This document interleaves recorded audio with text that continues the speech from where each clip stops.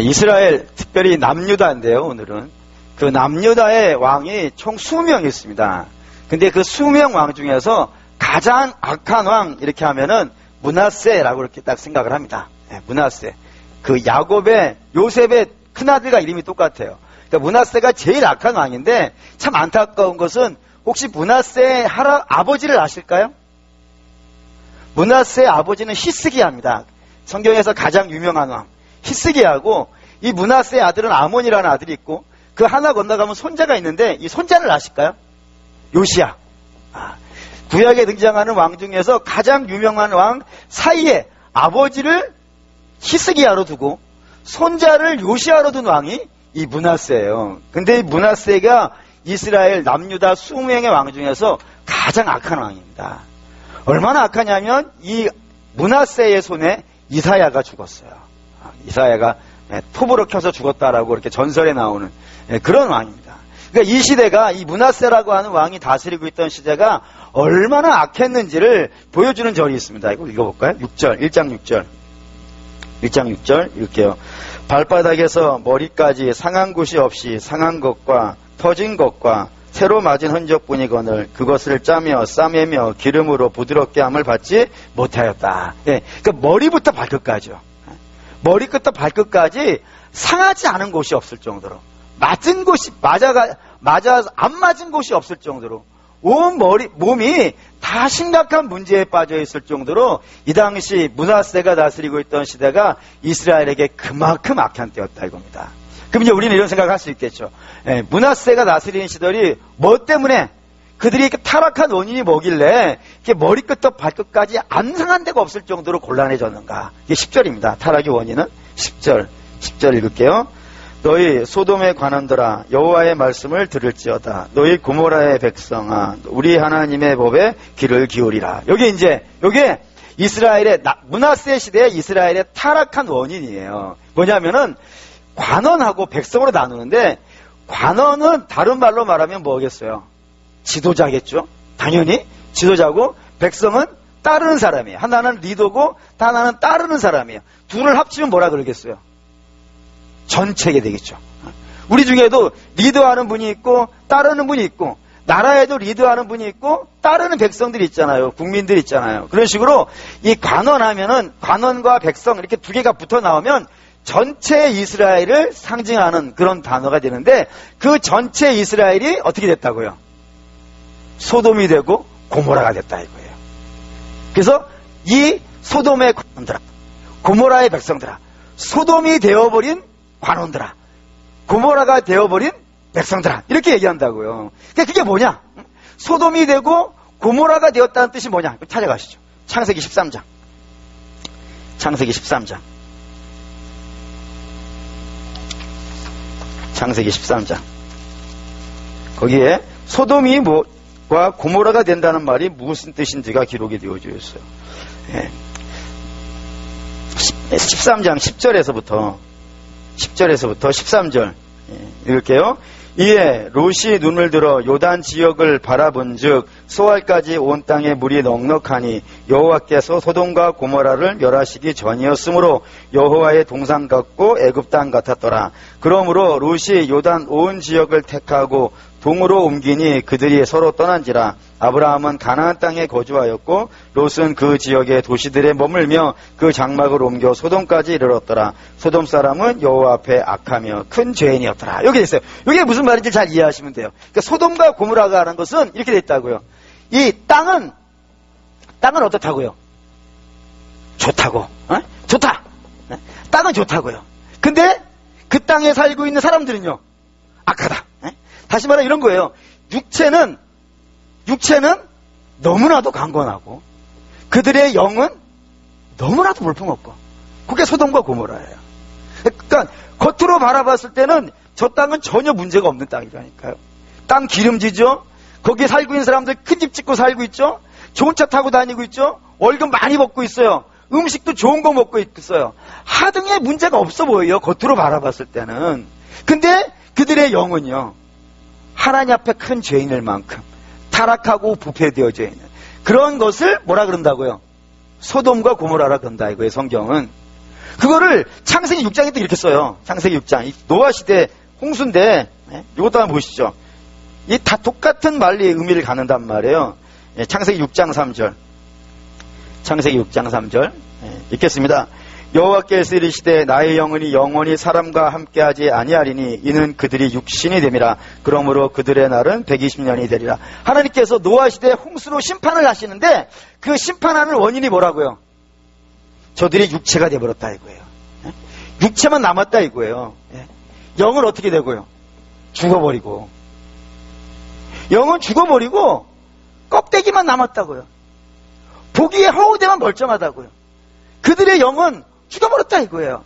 이게 구약에만 나오는 얘기가 아니에요. 이게 우리가 가장 잘 알고 있는 이야기지만 대부분이 많이 오해하고 있는 말씀 한번 볼까요? 창세기, 계시록 13장입니다.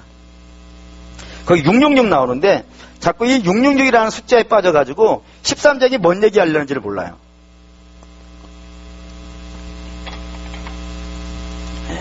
13장, 요한계시록 13장 1절을 볼게요. 13장 1절 있습니다. 내가 보니 바다에서 한 짐승이 나오는데 뿔이 어리요 머리가 7이라. 그 뿔에는 10 왕관이 있고 그 거리들에는 신성모독하는 이름들이 있더라. 이게 뭐냐면 바다에서 짐승이 하나 올라왔어요. 그리고 또 하나 11절 읽어볼게요. 또 내가 봄에 또 다른 짐승이 땅에서 올라오니 어린 양같이 두 뿔이 있고 용처럼 말하더라. 그러니까 바다에서 올라오는 짐승이 있고 땅에서 올라오는 짐승이 있다고요. 근데 이 바다에서 올라오는 짐승과 땅에서 올라오는 짐승이 다 누구의 지배를 받고 있는지 알면 그 앞에 보시죠. 12장 17절. 12장 17절. 읽을게요. 용이 여자에게 분노하여 돌아가서 그 여자의 남은 자손 곧 하나님의 계명을 지키며 예수의 증거를 가진 자들과 더불어 싸우려고 바다 모래 위에 서 있더라. 바다 모래 위에 서 있는 자가 하나가 있어요. 그게 뭐예요? 용이라 이거예요. 용은 뭐겠어요? 사단이라 이거예요. 그러니까 사단이 있고 사단의 졸개로 등장하는 것이 바다에서 올라오는 짐승과 땅에서 올라오는 짐승이라고요. 그러니까 바다에서 올라온다는 것과 땅에서 올라온다는 것은 이런 거예요. 이 지구는 딱 뭘로 구분되는 거예요? 바다와 땅이잖아요. 그러니까 이 온 지구 안에 용의 지배를 받고 있는 강력한 권세들이 바다에도 있고 육지에도 있다 이거예요.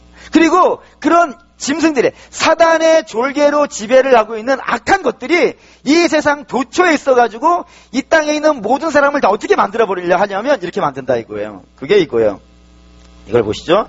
13절부터 13장 13절부터 16절까지 읽어보겠습니다. 16절까지 읽습니다. 큰 이적을 행하되 심지어 사람들 앞에서 불이 하늘로부터 땅에 내려오게 하고 짐승 앞에서 받은 바 이적을 행함으로 땅에 거하는 사람들을 미혹하여 땅에 거하는 자들에게 이르기를 칼에 상하였다가 살아난 짐승을 위하여 우상을 만들라 하더라. 그가 권세를 받아 그 짐승의 우상에게 생기를 주어 그 짐승의 우상으로 말하게 하고 또 짐승의 우상에게 경배하지 아니한 자는 몇이든지 다 죽이게 하더라. 그가 모든 자 곧 작은 자나 큰 자나 부자나 가난한 자나 자유인이나 종들에게 오른손이나 이마에 표를 받게 하고 누구든지 이 표를 가진 자 외에는 매매를 못하게 하니 이 표는 곧 짐승의 이름이나 그 이름의 수라라고 되어 있어요. 그러니까 이 바다에서 올라오는 짐승과 땅에서 올라오는 짐승이 막 기적을 행하는 거예요. 이적을 행하는 거예요. 역사를 행하는 거예요. 막 별의별 일을 다 하는 거예요. 그래서 땅에 있는 사람들 다 어떻게 하려고 그런다고요? 중요한 단어가 있어요. 그거 뭐라고 했어요? 땅에 있는 사람들을요 미혹하려고 한다고. 14절에 미혹하려고 한다고. 이게 사단의 지배를 받고 있는 이 세상의 악한 것들이 땅에 살고 있는 모든 사람들을 어떻게 쓰는지 미혹하게 해가지고 어디로 몰고 가려고 그러냐면은 먹고 사는 대로만 끌고 가란다 이거예요. 여기 이해되시나요? 뭐만 시킨다고요? 영적인 것은요 하나도 못하게 하고 영은 죽인다니까요. 영은 자꾸 필요 없는 거라 그런다니까요. 그거 영적인 활동 그거 해봐야 밥이 나와 떡이 나와. 그거 예배 가봐야 금요일날 밤에 예배 가봐야 뭐가 나오겠어요. 우리는 알죠. 우리는 이 밤에 나오면 뭐가 나와요. 그러니까 여러분들 수준이 있는 거예요. 근데 저 밖에서 이제 금요일 밤 태우고 있는 사람들은 거기 가면은 뭐 재밌는 게 뭐가 있냐고. 맨날 소리나 지르는 목사나 보지. 뭐 먹을 게 있냐고. 이랬단 말이에요. 여러분들은 제가 이뻐 보이겠지만 물론 아멘이 안 돼도 아멘이라는 건 다 알고 있어요. 그러니까 영은 필요 없는 거예요. 영은 필요 없고 오로지 뭐만 하냐면 저기 다시 보시죠. 17절, 16절 보시면 모든 사람들에게요. 뭐만 하게 17절에 뭐만 하게 한다고요? 매매하는 일만, 먹고 사는 일만, 뭐 사고 거래하고 일하고 이것만 하게 한다고요. 그래서 그렇게 하는 것을 어디다가 인을 베긴다고요? 손과 이마에다가. 그래서 자꾸 이걸 어떤 사람들이 여기에 뭐 바코드 뭐 이런 얘기 하는데 성경은 그런 생각 자체가 없는 거예요. 뭐 2000년 전에 뭐 바코드가 뭔지는 알겠어요. 뭐냐면은 이거랑 비교하세요. 신명기 6장 이 얘기하고 싶은 거예요. 신명기 6장 4절에서 9절. 신명기 4장 4절에서 9절. 271페이지 읽겠습니다. 이스라엘아 들으라. 우리 하나님 여호와는 오직 유일한 여호와시니 너는 마음을 다하고 뜻을 다하고 힘을 다하여 내 하나님 여호와를 사랑하라. 오늘 내가 내게 명령하는 이 말씀을 너는 마음에 새기고 내 자녀에게 부지런히 가르치며 집에 앉아있을 때에든지 길을 갈 때에든지 누워있을 때에든지 일어날 때에든지 이 말씀을 강론할 것이며 너는 또 그것을 내 손목에 매어 기호를 삼고 내 미간에 붙여 표를 삼고 또 내 집 문설주와 바깥문에 기록할지니라. 여기에 이마에 붙이는 게 있고 손에 붙이는 게 있다고요. 그러니까 요한계시 똑같지 않습니까? 손에 붙이고 이마에 붙이는데 사단이 지배하고 사단에 의해서 조종받고 있는 악한 짐승들은 손과 이마에다가 못 찍으라고요. 손은 뭐겠어요? 일이잖아요. 일. 손으로는 다 일하는 것이고 이마는 뭐 하는 거예요? 목사님, 이마는 머리 받는 거예요. 이런 거 하지 말고 이마는 뭐 하는 거예요? 생각하는 거. 손은 뭐 하는 거? 일하는 거. 손과 생각이, 일과 생각이 이 세상은 자꾸 뭐 하라고 한다고요? 먹고 사는 일만 하라 그런다고. 먹고 사는 일만 하라 그런다고. 근데 하나님 뭐 하라 그러는 거예요?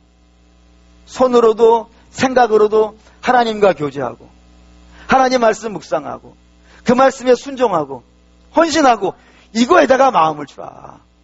영도 필요하다 이거예요. 우리는 육체만 있는 사람이 아니라 영도 있는 사람이니까 당연히 육체가 해야 될 일도 해야 돼요. 먹고 사는 일도 해야 되고 돈도 벌어야 되고 공부도 해야 되고 여행도 가야 되고 쉬기도 해야 되고. 근데 그것만 하지 말고 너희는 생각으로도 하나님을 생각하고 손으로도 하나님의 일을 하고 그렇게 하면서 그렇게 사는 사람이 되라 라는 것인데 이 세상은 자꾸 뭐만 하라 그런다고요? 먹고 사는 일만. 그래서 먹고 사는 일만 하는 사람들은 어떻게 되냐면 666이라 이거예요. 666이 된다 이거예요. 뭐냐면 이게 성경이 제일 중요한 수는 7이에요. 7. 그러니까 돈으로 할 수 있는 일이 있죠. 돈으로 할 수 있는 일이 없는 게 아니에요. 돈으로는 정말 많은 일들을 할 수 있어요. 근데 기껏 해봐야 어디까지는 할 수 있다고요? 6까지밖에 못 온다 이거예요. 7로 가야 되는데 우리가 원하는 건 7인데 천국은 7인데 천국으로는 그건 못 간다 이거예요. 이 땅에서는 떵떵거리고 살 수 있어요. 이 땅에서는 6이면 이 땅의 수니까 땅의 수로는 6이면 최고로 온 거예요. 최고로. 그래서 여러분 이 세상에 재벌된 사람들 얼마나 떵떵거리고 살아요. 근데 아무리 떵떵거리는 부자라 하더라도 하나님 나라는 그걸로는요 못 가는 거예요. 그래서 주께서 이런 말씀하시죠. 부자가 천국에 가기가 어찌나 어려운지 낙타가 바늘기 들어가는 것보다 어렵다고요. 재물로는 못 간다 이거예요. 재물로는 절대로 7에는 미치지 못한다 이거예요. 그런 얘기란 말이에요. 그러니까 자꾸 이 세상은 뭐만 시키려고 그러냐면 자꾸 육체만 배부르고 육체만 즐기고 그렇게 살려고 그런다고요. 근데 우리는 알아야 되는 게 있어요. 우리는 육체만 배부르고 육체만 만족시키고 이렇게 살게 되어 있는 사람이요 아니라 이거예요. 이스라엘은 뭘로 부름받았는지 아세요? 우리가 영적인 이스라엘이죠. 할렐루야. 우리 영적인 이스라엘은 이제 나라라는 이름으로, 구약에는 나라라는 이름으로 이스라엘 쓰지만 신약에는 나라라는 이름으로 이스라엘을 쓰는 것이 아니라 하나님의 자녀를 부를 때 이스라엘이라 부른다고요. 그러면 이 모든 이스라엘은 무엇으로 불림받았는지 아세요? 보시죠. 출애굽기 19장. 출애굽기 19장.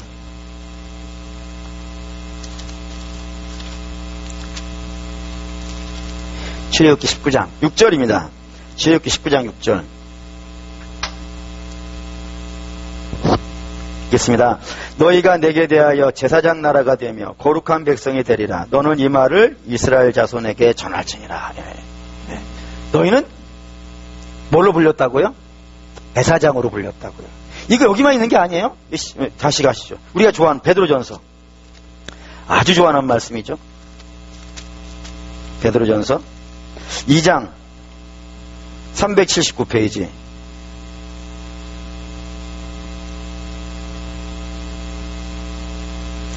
(2장 9절) 베드로전서 2장 9절 379페이지 읽겠습니다. 그러나 너희는 택한 족속이요 왕같은 제사장들이요 거룩한 나라요 주의 소유된 백성. 여기까지요. 네. 우리는 뭘로 불려받았다고요? 제사장으로 불렸다고요. 그러면 제사장으로 불렸다는 말의 뜻은 뭘까요? 제사장의 업무가 있다는 거겠죠. 제사장의 역할이 있어요. 제사장의 역할은 무엇이냐면은 이 땅에 있는 모든 사람들은 어디에 매어져 있는 거예요? 죄에 매어져 있어요. 죄에 매어져 있다는 뜻은 무엇이냐면 그 죄에 있는 사람들은 우리가 성경에 어디에 있다라고 얘기하냐면 어둠에 있다 그런다고요. 어둠에 있는 사람들은 뭐를 몰라요? 빛을 몰라요. 다시 말하면 어둠에 있는 사람, 죄에 묶여 있는 사람은 예수 그리스도가 하나님이라는 사실을요 절대로 몰라요. 그러니까 신앙이라는 거는 자기가 깨달아서 알을 수 없어요. 도통해가지고 예수를 믿는 사람은 없어요. 네? 전부 다 어떻게 물림받는 거예요? 누가 가서 데리고 온다니까요. 그래서 고린도전서 1장 21절에 보면은 전도에 미련한 것으로 하나님이 전도하기를 구원하시기를 기뻐하신다 그러죠. 왜 그러냐면 어둠에 있는 사람들은 스스로 저분이 예수님이라는 사실을 모르기 때문에 반드시 그에게 누군가 가야 되는 거예요. 누군가 가야 되는데 그 가는 사람은 자기 스스로 갈 수 있는 것이 아니고요. 누가 보내줘야 된다니까요. 그게 로마서에 있는 말씀이에요. 누가 보내줘야 간다니까요. 그러니까 보내주는 분은 누구겠어요? 하나님이지. 그러니까 하나님이 먼저 어떤 사람들 이스라엘을 구원해 내시고 그들을 통해서 이 땅에 있는 모든 백성들에게 뭐를 알려주려고요? 이분이 하나님이다. 세례 요한처럼요. 이분이 예수님이라. 이분이 우리의 구원자라. 이거를 외치게 하기 위해서 불러맞았다. 그래서 다시 베드로전서 2장 9절 그 뒤에 그의 소유된 백성이니 그 뒤에 보시죠. 있습니다. 이는 너희를 어두운 데서 불러내어 그의 비한 빛에 들어가게 하신 이의 아름다운 덕을 선포하게 하려 하십니다. 이게 제사장의 역할이라니까요. 어둠에 거해 있는 백성들에게 가서 이분이 예수님이고 이분이 우리의 구원자라는 사실을 선포하고 알려주고 이끌어내기 위해서 불린 사람들이라 이거예요. 그러니 이 불림받은 사람들은 반드시 모든 일에 있어서 뭐를 드러내야 되는 거예요? 하나님, 예수님, 이런 것들만 드러내야 되는 거예요.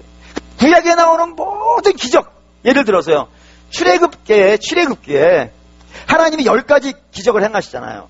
근데 그 10가지 기적을 바로에게 행하실 때마다 반복해서 나오는 말씀이 있어요. 그게 뭐냐면 이 기적을 바로를 치는 이스라엘을 통하여서 모세를 통하여서 바로를 치시면서 뭐라 그러시냐면 이 일로요. 뭐가 알려지기 원한다고요. 여호와가 하나님이라는 사실. 네? 항상 하나님이 하시는 방식이라니까요. 당신의 백성들을 통하여서 이 땅에 역사를 하시는 거예요. 기적도 행하시기도 하시고 순교를 행하기도 하시고 순교도 우리가 하는 게 아니잖아요. 하나님이 우리로 하여금 순교하게 하는 거예요. 여러분 뭐 안희숙 씨라고 하시는 분 아시나요? 그분이 쓴 책 중에 유명한 책이 있는데 그게 뭐냐면 죽으면 죽으리라 뭐 이런 책 유명한 책이 있어요. 여러분도 이런 책이 있어요. 근데 그분이 하신 유명한 말이 있어요. 그게 뭐냐면 나는 아직 하나님이 순교의 은혜를 주시지 않았다. 뭐 이렇게 얘기했어요. 그러니까 순교는 내가 하는 게 아니에요. 하나님이 어떠한 사람으로 하여금 순교하게 하신다고요. 그렇게 해서 뭐 하시려고요? 하나님 드러내시려고. 그래서 여러분 순교가 일어났을 때 더 신앙이 강력해져요. 교회사에 다 그렇게 나와요. 네. 그러니까 뭐 여러분들이 뭐 내가 순교해 그런 걱정하지 마세요. 하나님은 순교를 시킬 때는 그때가 있고 하나님이 특별하게 부르시는 사람들을 통하여서 그 일을 이루시며 우리의 조국교회가 이렇게 강력해질 수 있었던 이유도 조국교회는 어디 위에 있는 거예요? 순교 위에 있는 거예요. 용인에 가면 순교자 기념관이 있습니다. 이게 한 번씩 가봐야 되는데 그 순교자 기념관에 들어가면 그 입구에 비석 하나가 큰 게 있거든요. 그 비석에 교회는 순교자의 피 위에 서 있다라고 써 있어요. 순교자 위에 피 위에 서여져 있는 교회들이 강력해져요. 힘이 있어져요. 그러니까 뭐든지 그래요. 기적도, 순교도, 역사도, 승리도 몽땅 다 뭐 하려고요? 하나님이 어떠한 분이신지를 이 땅에 드러내기 위해서 나타내시는 하나님의 역사라 이거예요.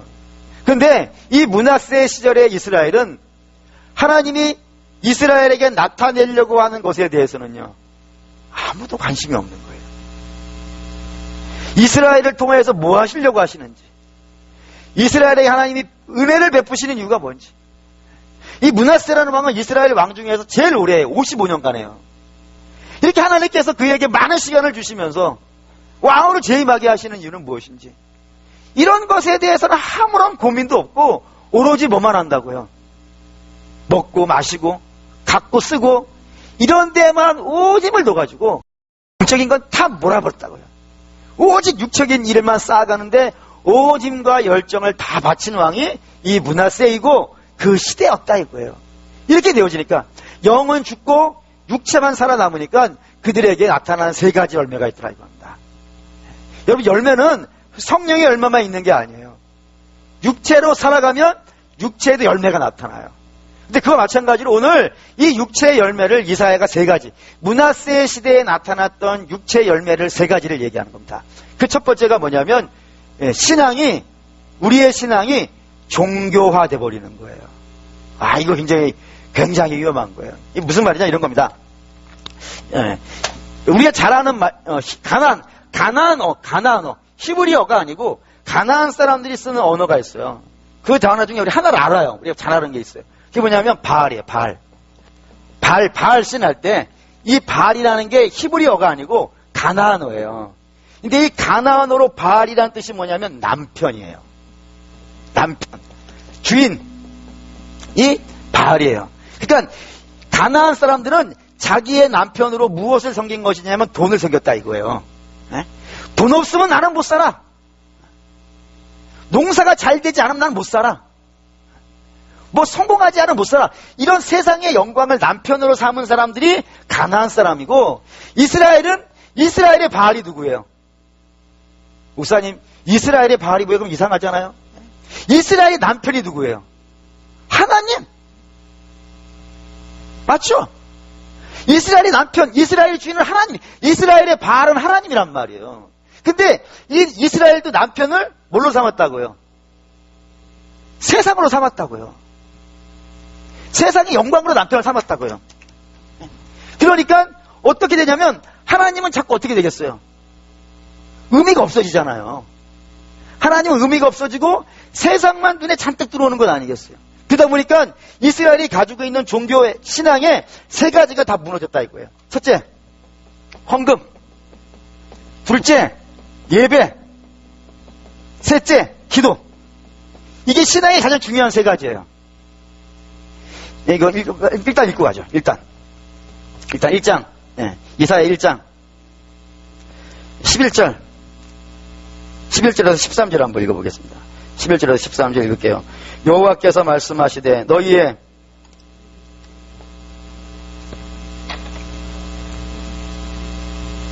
나는 숫송아지나 어린 양이나 순년수의 피를 기뻐하지 아니하노라. 너희가 내 앞에 보이려 오니 이것을 누가 너희에게 요구하였느냐. 내 마당만 밟을 뿐이니라. 헛된 재물을 다시 가져오지 말라. 분향은 내가 가증히 여기는 바요. 월삭과 안식일과 대회로 모이는 것도 그러하니 성회와 아울러 악을 행하는 것을 내가 견디지 못하겠노라. 여기 이제 첫 번째 재물 갖고 오지 말라 이거예요. 내가 언제 너희 보고 재물 갖고 오라는 거예요. 왜냐하면 재물이 나쁘다는 게 아니에요. 원래 재물이라는 건 어떠한 용도냐면 이런 겁니다. 이 두 가지 얘기를 할게요. 하나는 예수님이 예루살렘에 가서 순교하러 십자가에 죽으시러 올라갈 때 예수님 앞에 옥합을 깨트린 여인이 있어요. 그 옥합은 순전한 나드 한 옥합이라 그랬어요. 그게 뭐냐면은 신부값이에요.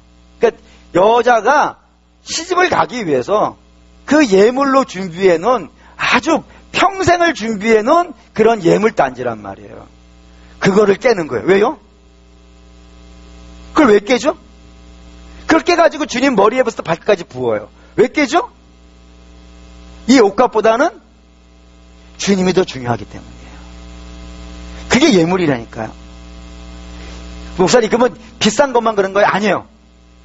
한 과부가 있어요. 늙은 과부가 있어요. 그는 헌금궤 앞에 가가지고 동전 2개밖에 못 넣었어요. 사람들이 그것도 볼까봐 몰래 동전 2개만을 집어넣은 거예요. 그때 그 여인을 향해서, 그 과부를 향해서 예수님이 하신 유명한 말씀이 있어요. 뭐죠?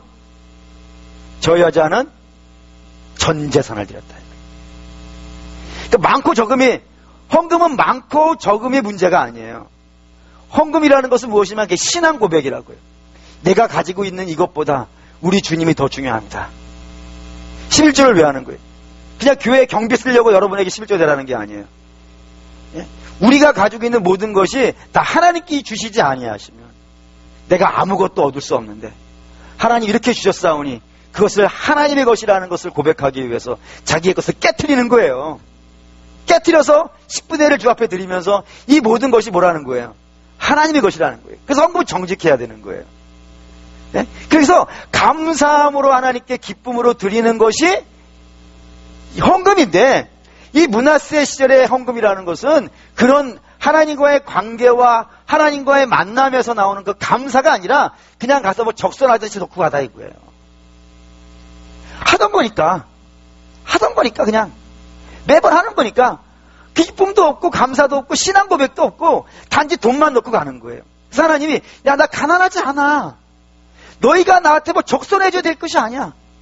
나는 그런 거 없어도 충분해. 라고 이야기하시는 거예요. 두 번째, 무너진 게 뭐냐면 예배가 무너지는 거예요. 예배도 당연히 어떤 것이냐면 하나님과의 만남이잖아요. 하나님은 어디서 이스라엘을 만나시냐면 항상 예배에서 만나기로 되어 있다고요. 그래서 예배를 이스라엘은 어떻게 해야 되는 거예요? 이렇게 얘기합시다. 여러분들이 사랑하는 사람이 있습니다. 사랑하는 사람을 이렇게 한정하죠. 주말에만 만나는 거예요. 주말에만 만나는 거예요. 그러면 월요일 날부터 토요일까지는 어떻게 했을 것 같아요? 목사님, 월요일은 자유롭고 시간이 지날수록 열받아요. 그래서 토요일이 안 왔으면 좋겠어. 이런 분 안 계시잖아요. 사랑하는 사람이 토요일 날 온다 그러면은 일주일 내내 뭐만 하는 거예요. 여러분, 우리가 좀 이렇게, 이 사랑을, 그러니까 신앙생활을 잘하려면 사랑을 해봐야 돼요. 그렇습니다. 일주일 내내 뭐만 하냐면 그 사랑하는 사람을 만나기 위해서 월요일부터 금요일까지 기다리는 거예요. 그리고 금요일 날은 날밤을 새는 거예요. 시간이 안 가니까.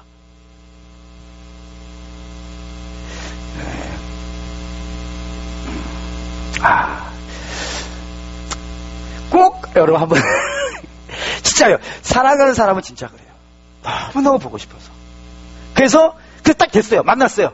토요일날 저녁에 만났어요. 그리고 주일 저녁에 이제 다시 가니까 주일 저녁까지 그 하루가 어떻겠어요? 24시간이 잘 모르면 야곱 이야기 나오잖아. 야곱이 라헬을 사랑해서 7년이 어땠다고요? 하루 같았다고요. 이게 진짜 답답해 죽겠네. 그러니까 그 주님하고 만나는 그 한 시간이잖아, 일반적으로. 그 한 시간이 어떻겠어요? 너무 짧은 거예요. 그래서 이 한 시간이 지나려면 그러면 데모를 해야 돼요. 아니, 목사님, 왜 예배가 한 시간이 끝납니까? 2시간 합시다. 아니, 교회에서 밥을 왜 먹는 거야, 밥은? 집에 가서 밥 먹지. 밥 먹지 말고 우리 예배 드립시다.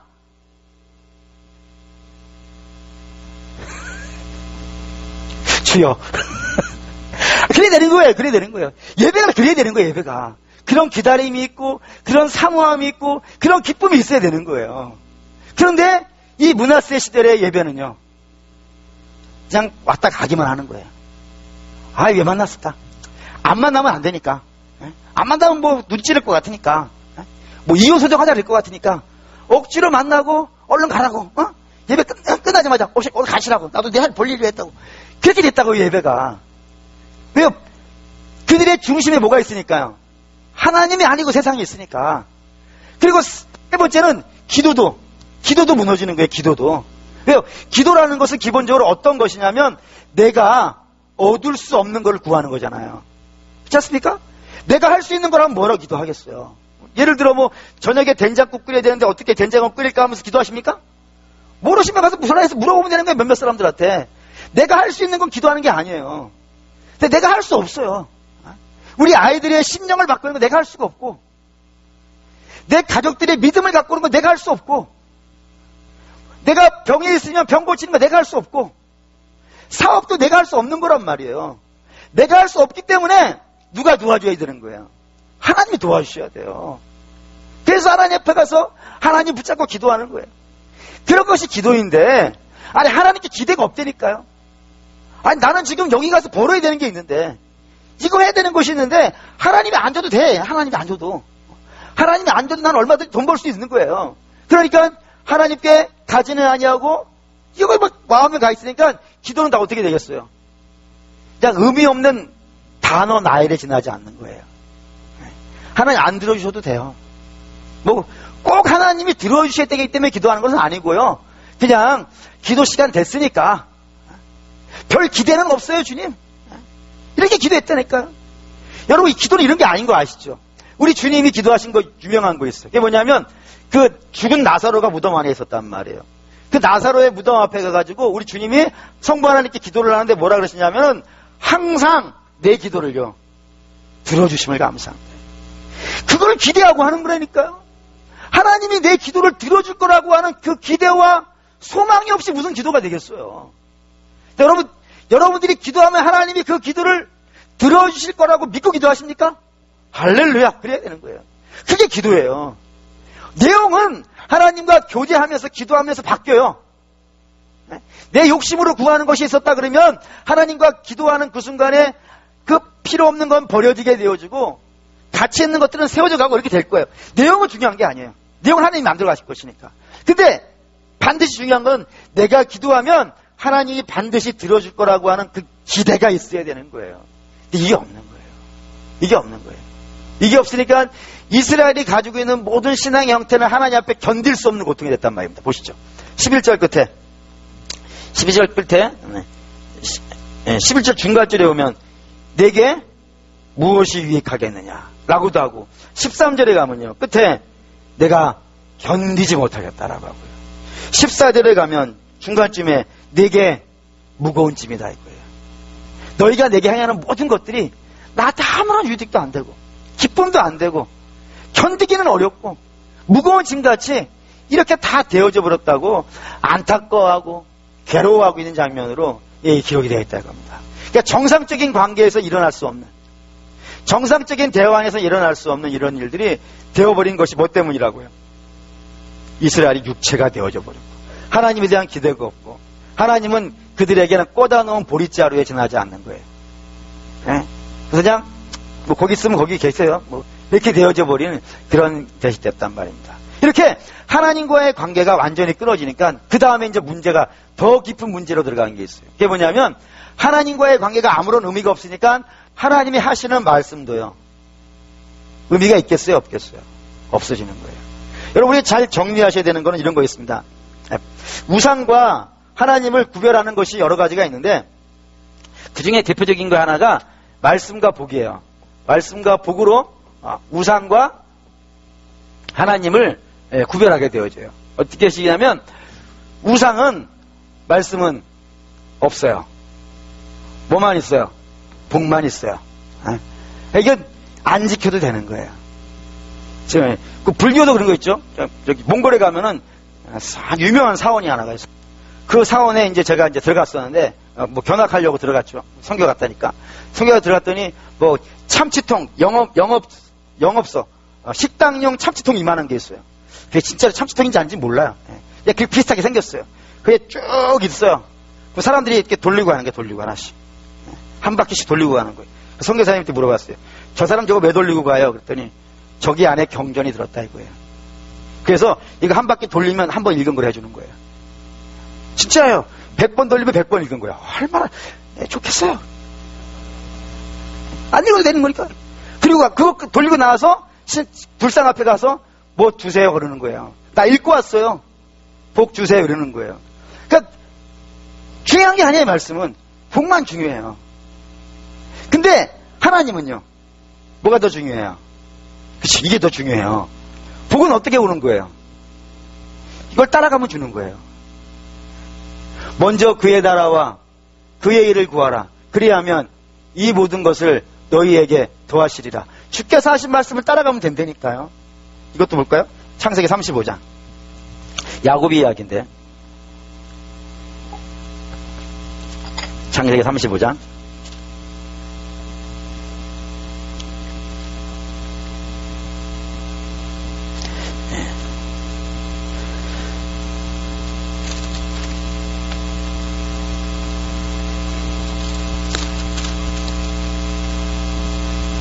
창세기 35장 1절 읽겠습니다. 1절.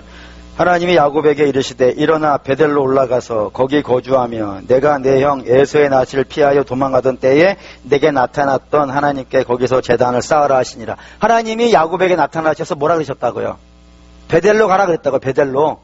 그래서 야곱이 베델로 가는 거예요. 베델로 가서 6절부터 9절까지 읽겠습니다. 6절부터 야곱과 그와 함께한 모든 사람이 가나안 땅 루스 곧 베델에 이르고 그가 거기서 제단을 쌓고 그것을 엣베델이라 불렀으니 이는 그의 형의 낯을 피할 때에 하나님이 거기서 그에게 나타나셨습니다.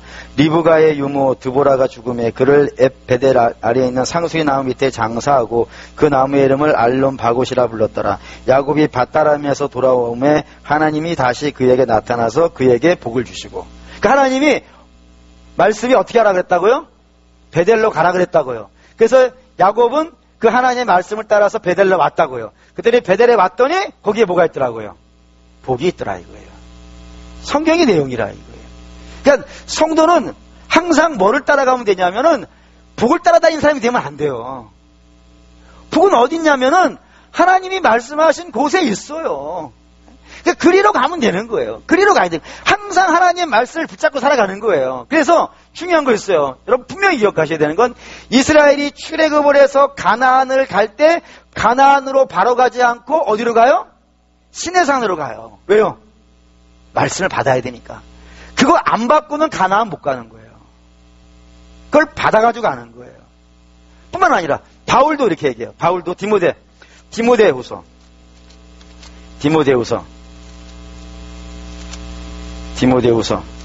바울이 디모데에게 보낸 마지막 편지이고 바울의 인생의 마지막 편지이고 디모데후서 3장 14절 15절 14절에서 15절 먼저 읽겠습니다. 그러나 너는 배우고 확신한 일에 거하라. 너는 내가 누구에게서 배운 것을 알며 또 어려서부터 성경을 알았나니 성경은 능히 너로 하여금 그리스도 예수 안에 있는 믿음으로 말미암아 구원에 이르는 지혜가 있게 하느니라. 바울 디모데에게 얘기하는 거예요. 너는 어려서부터 배우고 들은 그게 뭐겠어요? 하나님 말씀이죠. 하나님의 말씀을 들은 그 안에 거하라라고 되어 있어요. 거하라는 말은 뭘까요? 듣고 행하라는 거예요. 듣는 거로만 끝내지 말고 거기에 살라, 집을 짓고 거기 살라 이거예요. 그러니까 하나님의 말씀을 듣고 그 말씀대로 살라. 왜 그러냐면 그 말씀은 구원에 이르는 지혜가 있는데 그 구원에 이르는 지혜가 뒤에 이제 16절부터 17절 또 읽을게요. 모든 성경은 하나님의 감동으로 된 것으로 교훈과 책망과 바르게 함과 의로 교육하기에 유익하니 이는 하나님의 사람으로 온전하게 하며 모든 선한 일을 행할 능력을 갖추게 하려 함이라. 하나님의 말씀이 그 사람으로 하여금 온전한 사람이 되도록요 만들어간다 이거예요. 그래서 하나님의 뜻을 실천할 수 있고 하나님이 내게 원하시는 걸 이룰 수 있고 이런 모든 것들을 다 뭐가 가르쳐 준다고요? 하나님의 말씀을 듣는 순간에. 그러니까 성도는 양식이 세상에 반만 있는 게 아닌 거예요. 반만 있는 게 아니에요. 주께서 사단에게 시험 받을 때 그런 얘기 하시죠. 떡이죠. 돌로 떡이 되게 하라 그랬더니 사람이 떡으로만 사는 게 아니라고. 이런 일도 있어요. 수가성, 요한복음 4장에 가면 수가성 여인을 만나는데 그 수가성 여인을 만나기 전에 제자들이 예수님을 우물가에 놓고 자기들은 뭐하러 가요? 양식을 구하러 가요. 근데 양식을 구해서 예수님께 딱 드렸더니 뭐라 그러시냐면 예수님은 나는 딴 양식이 있다 이거예요. 사람은 몸이 먹는 양식이 있어요. 몸이 먹는 양식 필요해요. 근데 그것만으로는 안 되는 거예요. 반드시 어떤 양식도 있어야 된다고요? 영의 양식도 있어야 되고 그 영의 양식은 뭐야라는 거예요. 하나님 말씀이에요. 근데 하나님과의 관계가 잘 유지되어지고 예배가 잘 진행되어질 때는 하나님의 말씀이 자기 인생에 중요한 자리를 차지하고 하나님 말씀이 나에게 역사한단 말이에요. 근데 지금 므낫세 시대에는 남편이 바뀌었다니까요. 지금 하나님에게서 세상으로. 그래서 예배가 다 무너졌단 말이에요. 영적인 것들이 다 무너졌으니까 당연히 하나님 말씀도 어떻게 되겠어요? 다 무너져 버린 거예요. 하나님 말씀이 무너지니까 어떤 일이 벌어지냐면 이게 됐다 이거예요. 1장 21절에서 21절 있죠. 1장 21절 읽겠습니다. 신실하던 성읍이 어찌하여 창기가 되었고 정의가 거기에서 충만하였고 공의가 그 가운데 거하였더니 이제는 살인자들 뿐이 되었다. 예.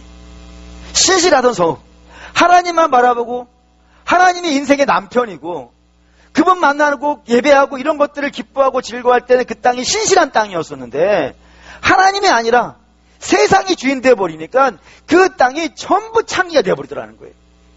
그러니까 부패하고 타락한다는 거예요. 그리고 뭐 살인자가 넘치더라. 하나님 법은 다 무너지고 미워하고 원망하고. 여러분 우리가 가지고 있는 고통이 다 어디서부터 나오는지 아시겠죠? 우리가 지금 이 세상에서 경험하고 있는 모든 고통의 원인들은 우리가 하나님으로부터 떠났기 때문에 생기는 것들이에요. 원래 하나님 안에 있었을 때는 거기가 뭐였어요? 에덴이었잖아요. 에덴. 하나님과 함께 있을 때는 에덴이었었는데 에덴에서 나오니까, 에덴에서 나왔다는 거 어디서 나왔다는 말이 된다 그랬죠? 하나님에게서 나오니까, 하나님과 분리되어지니까 그의 모든 고통들이 원망과 시비와 미움과 질투와 시기와 살인이 다 하나님과의 관계가 끊어지는 데부터 나오더라 이거예요. 그래서 22절 읽겠습니다. 내 은은 찌꺼기가 되고 내 포도주에는 물이 섞였도다. 거룩하지 않고 타락한 곳이 되었고. 23절 내 고관들은 패역이 도둑과 짝하며 다 뇌물을 사랑하며 예물을 구하며 고아를 위하여 신원하지 아니하며 과부의 송사를 수리하지 아니하노도다. 이렇게 되더라는 거예요. 하나님의 말씀이 그들을 지배해야 되는데 하나님을 사랑하고 있을 때는 그 말씀이 그들의 인생을 지배했다니까요. 그래서 하나님 말씀대로 살라 그랬다니까요. 근데 하나님의 말씀이, 하나님과의 관계가 무너지니까 그들의 인생을 하나님의 말씀이 지배하고 다니지 못하는 거예요. 세상이 지배하고 다닌다고요. 세상은, 여러분, 세상의 가치는, 제일 중요한 가치는 하나는 이것밖에 없어요. 이익, 이득. 이게 내게 이익이 되느냐 안 되느냐, 이거 하나밖에 없어요. 세상에서는 내가 이득이 되면 선이에요. 근데 내게 손해가 되면요, 그건 악이에요. 목사님 진짜요. 여러분 주변에 한번 보세요. 하면 서로 싸우지 않습니까? 이렇게? 마치 집신장수와 우산장수가 싸우는 것 같잖아요. 자기에게 이득이 되면 선이에요. 근데 자기에게 손해가 되어진다면 전체의 이득이 된다 하더라도요, 그거는 손해예요. 세상의 기준은 이거밖에 없어요. 그 때문에 남의 것을 뺏어가지고도 자기 주머니를 채울 수 있다면요, 얼마든지 채우는 거예요. 심지어는 그런 것도 있지 않습니까? 오늘 뭐 어린이부 성경학교 설교 하는데 뭐 교환이라고 주는 게 있더라고요. 그거대로 하진 않았는데 거기에 읽어봤더니 이런 이야기 있어요. 뭐 가짜 뉴스? 가짜 뉴스를 왜 만드는 거예요? 자기에게 이득이 되는 거니까. 근데 놀라운 것은 말이죠, 그 가짜 뉴스를 메이저 신문사에서도 만들어내요. 유명한 신문사 같은 데서, 유명한 방송사 같은 데서 그걸 만들어내는 거예요. 자기에게 이득이 되고 자기에게 손해가 되면 그렇게 하는 거예요. 그러니까 세상의 기준은 이거밖에 없는 거예요. 참 안타까운 일입니다. 근데 문제는 이런 일들이 누구에게서 일어나고 있다고요? 이스라엘에게서 일어나고 있는 게 문제인 거예요. 이스라엘에게서, 하나님이 택한 자에게서 이런 일들이 계속해서 일어나는 거예요. 그 대표적인 사건이지 않습니까? 그 나봇의 포도원 아시죠? 나봇의 포도원. 그 나봇의 포도원을 누가 뺏어요? 이세벨이 뺏어요. 아합은 못 뺏어요. 아합은 이 나봇에게 가가지고 이 포도원 나한테 주세요라고 달라고 했더니 그 나봇이 안 준다 그러니까 집에 가서 한숨만 쉬어요. 왜요? 아합이 아무리 나쁜 왕이라 그래도 그가 어디서 태어난 사람이에요? 이스라엘에서 태어난 사람이고 이스라엘의 율법을 배워온 사람이기 때문에 함부로 못한다는 걸 안다고요. 근데 이세벨이 들어와가지고 얘기해 주는 거예요. 뭐라고 얘기하냐면, 폐하, 당신은 왕이에요. 세상에서는 누가 짱이에요? 왕이 짱이에요. 왕이 하고 싶으면 뭐든지 할 수 있어요. 걱정하지 마세요. 제가 뺏어다 드릴게요. 해가지고 가짜 공문서 만들고 가짜 증인 세워가지고 나보 죽인다고요. 그리고 가져와요. 여러분, 하나님 말씀이 지배하지 않는 사람은 세상 사람들이 그런 거예요. 자기의 이득이 된다고 하면 살인 이런 거 아무것도 문제가 안 되는 거예요. 자기의 힘과 권력을 갖고 얼마든지 그럴 수 있다고요. 근데 그러면 이스라엘은 안 되는 거예요. 그러면 하나님이 안 보이잖아요. 다윗을 하도 많이 욕해가지고 여러분이 다윗을 굉장히 우습게 알지만 저도 우습게 알아요. 하지만 다윗 우스운 사람은 아니에요. 이게 유명한 거 있지 않습니까?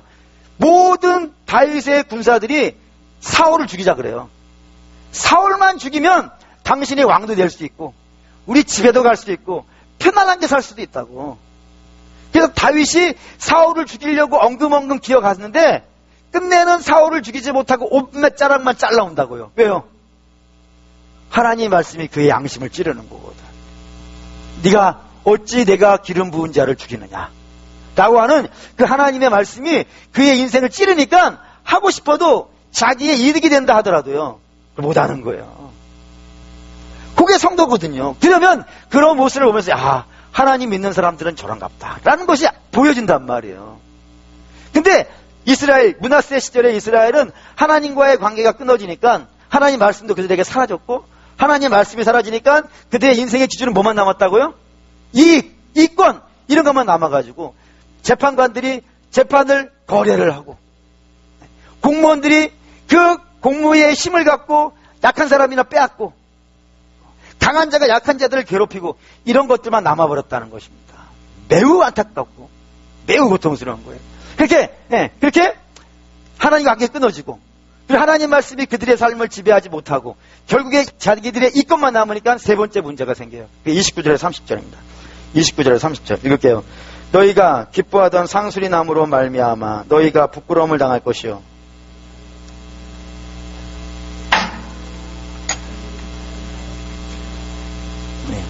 은사 같으리니 이 무슨 말이냐면 이스라엘이 믿음이 없어지고 하나님과의 관계가 떨어지고 자기 이권으로 매이는 시절이 되면 반드시 최종적인 결과로 가는 데가 여기에요. 뭐냐면 우상숭배로 가요. 우상숭배로 가요. 나무마다 상수리 나무마다 가가지고 우상을 세우고 푸른 나무들마다 우상을 세워가지고 거기에서 악한 짓들을 해낸다고요. 왜요? 목표는 믿음이 아니니까. 목표는 뭐라고요? 부자 되는 거, 높아지는 거, 어떠한 방법으로 높아지면 되니까. 그래서 뭐 이런 걸 하는 거예요. 뭐 이것만 이게 사업만 잘 된다 그러면 뭐든지 하는 거예요. 그래서 성경에는 이것만 쓰여 있는데 다른 성경 뭐 열왕기하라든가 뭐 역대하라든가 이런 데 가면 이런 것도 있어요. 산당도 세워요. 산당도 세우고 몰렉 제사도 해요. 므낫세가. 그리고 복술도 해요. 부족도 나와요. 부족도. 그리고 주문도 해요. 주문. 수리수리 마술 이런 것도 나와요. 그리고 초혼식도 해요. 혼을 불러요. 혼을. 죽은 자의 혼을 부르는 식도 하고 1월 성신의 제사도 드려요. 그리고 또 심지어는 여호와의 성전에다가 아세라 신상도 세워요. 그리고 므낫세가 제일 좋아하는 사람은 누구냐면 신접한 자, 박수무당 이런 사람들 다 불러가지고 친구로 지낸다고요. 그런 사람들이 이 세상에 있는 이유는 다 뭐예요? 지금도 그런 사람도 있죠? 저기 용머리 고개. 네. 거기. 서울로 말하면 미아리. 네? 그런 데 있어요. 네? 안 가보셨죠? 네. 안 가보시는데요, 우리는. 네? 우리는 용머리가 어딘지도 모르지 않습니까? 그러면 대나무 걸어놓고, 깃발 걸어놓고, 저거 뭐 하는데? 우리 모르잖아요? 아무도 몰라요, 그거를. 알 수도 없지. 안 가봤으니까. 근데, 거기 왜 가는 거예요, 사람들이? 자기의 길용 화복을 물으러 가는 거 아니에요. 뭐 하면 복 받는지. 다른 건 없다니까요. 거기 가가지고 윤리를 말하겠어요? 거기 가가지고 하나님의 뜻을 물어보겠어요? 간혹 이런 분들이 있더라고요. 거기 갔더니 그 무당이, 당신은 여기 올 사람이 아니라고. 그래서 무슨 일이야? 당신 안에는 위대한 신이 있다고. 그래서 그걸 교회 와서 얘기를 하는 거예요. 교회 와가지고 내가 어디 무당한테 갔더니 그 사람이 나를 알아보더라. 그랬더니 그 교회 교인들이 다 갔다는 전설이 있어요. 왜 무당한테 가가지고 자기 안에 그리스도가 있는지 확인하는지 모르겠어요. 참, 알 수 없는 사람들이 많아. 에? 그리고, 아니, 거기서 그런 거 물어보는 게 아니에요. 거기는 윤리도 없고, 거기에는 가치관도 없고, 오로지 뭐만 있냐면, 이권과 돈과 승리와 이런 것만 찾는다고요. 저는 제 친구 아버지가 그런 분이어서 알아요.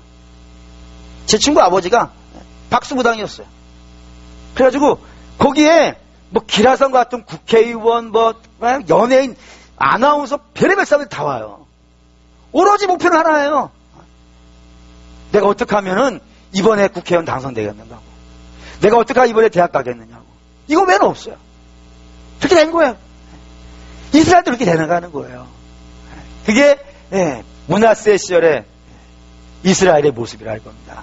얼마나 안타까운 일이에요. 그러니까 므낫세 왕은 하나님과의 관계는 다 형식화되어져 버리고, 그리고 하나님의 말씀이 그들을 지배하지 않고, 그리고 우상으로 가득 차고, 그래서 그런 것들만 의지하고 다니니까, 헛된 것을 의지하고 다니니까요. 그걸 헛된 걸 의지하면 어떻게 되겠어요? 넘어질 수밖에 없잖아요. 여러분, 우리가 지팡이를 들으려면은 그 지팡이가 튼튼한 지팡이여야 되지 않습니까? 근데 튼튼한 지팡이가 아니고, 이렇게 얘기할까요? 동아줄을 잡으려고 그래요.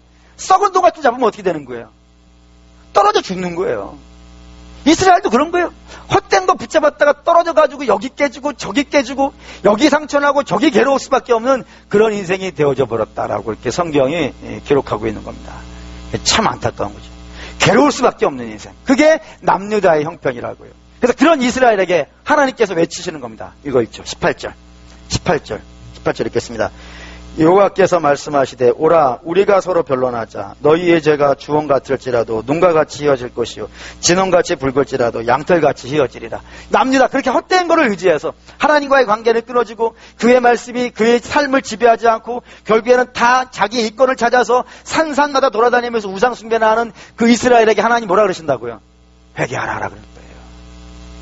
여기서 이제 중요한 얘기를 해야 돼요. 여러분, 그 회개하란 말은 지금 하나님이 이스라엘을 통해서 누구한테 하고 있는 거예요? 이스라엘에게 하고 있다는 걸 여러분이 잘 명심하셔야 돼요. 하나님의 자녀된 자들에게 하는 거예요.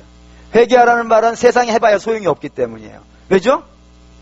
세상은 회개하라 그러면요 듣지도 않아요. 오히려 그렇게 얘기할걸요? 내가 회개할 게 뭐가 있냐고. 아니 그냥 나 좀 부자 되기 위해서 이러는 것인데 뭐가 그게 그렇게 나쁘냐고. 예수 안 믿는 게 왜 죄냐고. 예수 꼭 믿어야 되는 이유는 뭐냐고. 이렇게 얘기하잖아요. 근데 우리는 알잖아요. 예수 안 믿는 게 제일 나쁜 죄예요. 우리 학생들한테 가서 이렇게 설교했어요. 학생들한테 가서 야 너희 죄 없다 그러는데 한번 이렇게 얘기해보자. 이 세상에서 제일 나쁜 죄가 뭐냐고 물어봤어요. 그때 학생들이 뭐라는지 아세요? 살인죄. 살인죄 심각한 죄예요? 안 심각한 죄예요? 심각한 죄예요. 근데 그게 제일 높은 죄는 아니에요. 그래서 제가 알려줬어요. 제일 심각한 죄는 뭐냐면은 니네가 부모를 못 알아보는 게 죄야. 엄마한테 가서 소리 지르고 아빠한테 가가지고 짜증내고 그게 죄야 라고 얘기했어요. 잘했죠.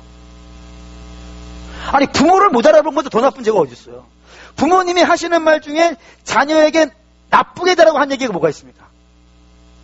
다 좋은 얘기고 살이 되고 피가 되는 얘기 아니겠어요. 근데 그 살이 되고 피가 되는 이야기를 듣는데도 불구하고 아니 이 닦으라는 말이 그렇게 열받는 일입니까? 아니 이 안 닦으면 어떻게 되는 거예요? 지 이빨 썩는 거예요. 지 이빨 썩으면 누가 손해보는 거예요? 제가 손해를 봤어요. 돈 어마어마하게 깨졌어요. 그리고 연락해줬어요. 지 아픈 거예요. 이 아프면 얼마나 열받아요. 그러니까 그 아프지 말라고 이 닦으라 그러면 뭐라고 해야 되냐면 고맙습니다 어머니. 저한테 제가 무지해서 이 닦으는 걸 자꾸 까먹는데 저에게 다시 상기해 주시겠어서 얼마나 고마운지 모르겠습니다 해야 되는데 그러고 부모님한테 짜증을 내? 이런 애들은 그냥 한꺼번에 너희가 그때서야 이제 자기들이 죄인이라는 걸 이해하더라. 근데 그보다 더 큰 죄가 있다 그랬어요. 부모를 못 알아보는 죄도 큰 죄인데 더 못 알아보는 죄는 나를 창조하신 여호와가 누군지를 모르는 게 왜 죄가 안 되겠냐고. 나의 근원을 모르는데 나를 낳아준 부모님도 제대로 모르는 게 불효라 그러면은 나를 이 땅에 나게 하신 그 하나님을 모르는 것이 그보다 더 큰 죄가 어디 있겠냐고 라고 얘기해 줬다 이거예요. 이스라엘은 하나님을 모르는 게 죄예요. 예? 근데 세상 사람들은 몰라요. 그게 죄인지를. 누구만 아는 거예요? 하나님의 자녀된 자들만 알아요. 그래서 하나님을 어떻게 해서인지 알고 싶은 거예요. 하나님을 알고 싶고 하나님이 궁금하고 그것 때문에 때로는 막 싸우기도 하는 거예요. 아니, 더 알고 싶으니까. 자기의 마음에 안 채워지니까 더 알고 싶어가지고 더 갈급해하고 더 기도하고 더 찾아보고 더 성경 읽고 더 물어보고 하나님 알고 싶어요. 하나님 알고 싶어요. 그렇지 않습니까? 그게 되는 거예요. 하나님 모른다고 왜 하나님부터 떨어져 있냐 그러면 하나님의 자녀된 자들만 양심이 찌급찌급하는 거예요. 주일날 하나만 범하기만 해도 이래 범하면 안 되는데 이런 생각이 들어가고요. 그냥 주일 한번 범했는데 버스 타려다가 놀러 가려다가 버스 난간에 머리를 부딪힌 거예요. 그러면 무슨 생각이 드는 거예요? 이 천장을 왜 이렇게 낮을까? 이런 사람 세상 사람들이고 딱 부딪혀 하나님이 나를 이렇게 혼내시는구나 이런다니까요. 안 해보셨습니까? 괜히 지나가다가 돌부리라도 차면 하나님이 교회 오라는 것인데 엉뚱한 데 간다고. 물론 그곳에서 놀러 가긴 하지만 그때 양심이 찔린다니까요. 어떻게 한다니까요. 그러니까 성도만이 회개의 음성을 들어요. 근데 그 음성을 듣는 것으로 끝내지 않고 성도는 반드시 16절로 갑니다. 16절. 읽겠습니다. 너희는 스스로 씻으며 스스로 깨끗하게 하며 내 목전에서 너희의 악한 행실을 버리며 행악을 그치고. 성도는 양심에 찔리잖아요. 그럼 양심에 찔리면은 변화돼요. 회개의 음성을 들으면서. 물론 어떤 사람은 한꺼번에 왕창 변하는 사람도 있어요. 근데 제가 지금까지 본 사람은 바울 같은 경우죠. 바울같이 한꺼번에 왕창 변하는 사람이 있지만 제가 지금까지 본 대부분의 사람은 야고평이에요. 야고평은 뭔지 아시죠? 평생을 조금씩 변하는 거예요. 평생을 조금씩. 근데 우리의 눈에는 그게 많이 변했는지 안 변했는지 잘 모르지만 시간이 지나고 나면 많이 변해 있어요. 여러분 그렇지 않습니까? 여러분도 지금 이 밤에 금요일에 나올 정도가 되려면 굉장히 오랜 시간이 걸린 거잖아요. 시간이 지나고 나면 많이 온 것 보이지만 그 순간순간만큼은 변했는지 안 변했는지 몰라요. 그래서 우리가 어떤 사람이 열매를 맺고 있는지 안 맺고 있는지 우리가 속단할 수가 없어요. 그건 시간이 좀 지나 봐야 돼요. 근데 시간이 지나고 나보면 반드시 하나님의 자녀에게는요 회개의 열매가 생겨요. 그리고 회개의 열매가 좀 빨리 생기면 빨리 생길수록 그게 복이죠. 복이에요. 빨리 변하는 게 하나님께 빨리 항복하고 돌아오는 게 복이에요. 그렇게 해서 하나님이 지금 그러는 거예요. 지금 므낫세의 시대, 악으로 가득 차 있는 그 시대에 있는 백성들에게 너희 돌아와야 돼. 거기 있으면 안 돼. 회개하고 내게 돌아와. 그럼 내가 너희를 고쳐줄게. 새롭게 해줄게. 복되게 해줄게. 라고 하는 것이 오늘 저와 여러분이 읽은 본문의 내용이라 이겁니다. 그럼 이제 우리가 이걸 결론을 삼아야 돼요. 어떤 결론이냐면 성도는 말이죠. 완성된 사람이 아닙니다. 우리는 죄가 없어진 사람이 아니에요. 죄가 없어질 날을 기대하는 사람이에요. 언제 없어져요? 우리가 죽어 천국에 가는 날 없어져요. 지금은요. 죄가 가리워진 거예요. 주의 보혈로. 그래서 주의 보혈 안에 우리가 계속 있어야 돼요. 주님과 계속 만남이 있어야 되고 주의 교제가 있어야 돼요. 주의 말씀을 읽어야 되고 예배를 드리고 은혜 안에 생활을 해야 돼요. 그러지 아니하고 우리가 은혜 안에 있지 아니하고 자꾸 세상하고 교제하고 세상하고 만나고 거기에 있으면요. 이스라엘과 마찬가지로 우리도 속아 넘어가서요. 육체만 남는단 말이에요. 이렇게 되면 안 된다 이겁니다. 그 성경은 항상 성도에게 뭐라 그러냐면 항상 어떻게 하라고요? 깨어있으라고 그러는 거예요. 자꾸. 목사들을 통해서 자꾸 성도들에게 깨어있으라고. 여러분들은 여기 깨어있으라는 말은 잠자지 말라 그런 게 아니에요. 세상에 취해 있으면 안 된다 이거예요. 거기에서 깨어나가지고 어디에 있으라고요? 주의 은혜 아래 있고 주님과 교제하는 그런 인생으로 여기에 와 있어야 되는 거예요. 그래야 제대로 되어진다 이겁니다. 그렇기 때문에 우리 사랑하는 성도들에게는 늘 뭐가 보여야 되냐면 십자가가 보여야 돼요. 십자가가. 십자가는 뭐를 나타내는 거냐면 내가 죄인이 아니고 의인이 아니고 죄인이라는 신호잖아요. 그렇죠? 내가 질 십자가였으니까 나는 의인이 아니고 죄인이라는 십자가고 그리고 나는 죄인이기 때문에 여전히 죄가 유혹이 온다 그러면요, 그 유혹에 빠질 수밖에 없는 연약한 자라는 것이고, 그리고 또 십자가는 그런 죄인을 위해서 십자가가 죽으셨다라고, 주님이 죽으셨다라고 하는 신호이고, 그리고 그 십자가는 내가 다시 죄를 짓는 것은요, 나를 위해 죽으신 분을 배신하는 거라는 신호이고요. 그리고 그 십자가는 그럼에도 불구하고 죄에 빠져 있는 백성들은 회개하고 주님께 돌아오라고 하는 신호인 거예요. 그래서 이 십자가 5가지라 이거예요. 5가지. 이 5가지를 여러분들이 십자가를 볼 때마다 이렇게 묵상하셔야 돼요. 그래서 이왕이면 십자가를 여기 좀 다 걸어놨으면 좋겠어요. 삥 돌아가면서. 눈만 돌리면 십자가 보이게. 여러분, 얼마나 우리나라 복인 줄 아시겠죠?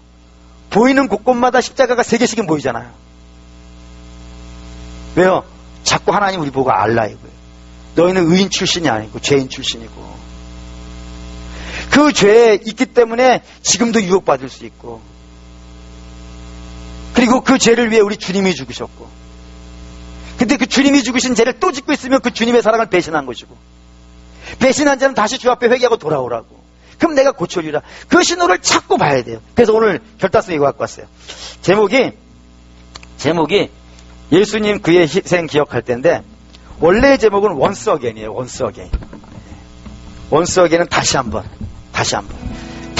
뭐 하려는 거냐면, 노래는 좀 어렵지만, 그래도 노래 때문에 갖고 온 건 아니고 가사 때문에 갖고 왔기 때문에 노래가 좀 어려워도 좀 견뎌주셨으면 좋겠어요. 제 가사가 이렇게 돼요. 예수님 그의 희생 기억할 때 자기 몸 버려 죽으신 주, 나 항상 생명 주신 그 은혜를 마음에 새겨봅니다. 주 달리신 십자가를 내가 볼 때 주님의 잡이 내 마음을 겸손케 해. 그렇죠? 나는 의인 출신이 아니고 나는 죄인 출신이에요. 그런 죄인을 위해 죽어주신 주님께 감사드리며 내가 드릴 수 있는 최고의 경배를 드리겠습니다. 내 몸이죠 그게. 내가 드릴 수 있는 최고의 경배를 드리겠습니다 라고 하는 것이 다시 한번, 아마 이 사람이 이 곡을 쓰신 분이, 제 생각은 그래요, 그 죄에 빠졌던 것 같아요. 하나님 잊어버린 것 같아요. 그러다가 주께서 부르시는 소리를 듣고 다시 십자가 앞에 앉아가지고 주님의 십자가를 묵상하면서 이 가사를 쓰지 않았을까 하는 생각이 들어갑니다. 우리 함께 부르면서 우리가 십자가를 바라면서 우리 여전히 죄에 빠질 수 있는 자니까 자꾸 십자가 묵상하면서 그 죄의 유혹을 견뎌내고, 혹시 자에 빠지면 다시 회개하고 돌아오는 역사가 좀 있게 해주십시오 라는 마음으로 찬양 드리겠습니다.